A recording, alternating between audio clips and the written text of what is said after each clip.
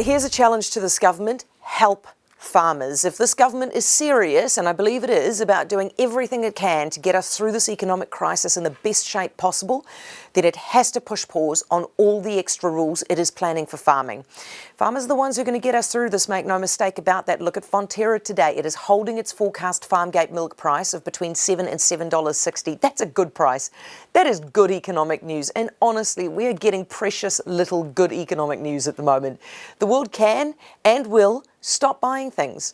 Cruises, steel, logs, computers, you name it, any number of things, but it cannot stop eating. It needs to keep buying food, and that is why our farmers are so crucial right now. And it is why the government needs to make it as easy as possible for them to just get on and do their jobs, nothing else. Forget about climate change. International flights are grounded anyway, so the climate's copping a break as it is, right? Anything climate change related, pause it. Essential freshwater regulations, pause them. They were projected to cost 1% of GDP, and quite frankly, we can't spare 1% of GDP right now.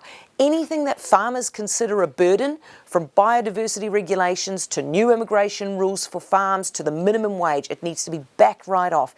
It's not to say that we don't need some of these regulations at some stage, but now is not the time to be lumping farmers with this stuff. Some of these regulations are so tough that it was projected they would put farmers out of business, and that projection was made in good times. We are not in good times now. We are looking at a recession. People are going to lose their jobs.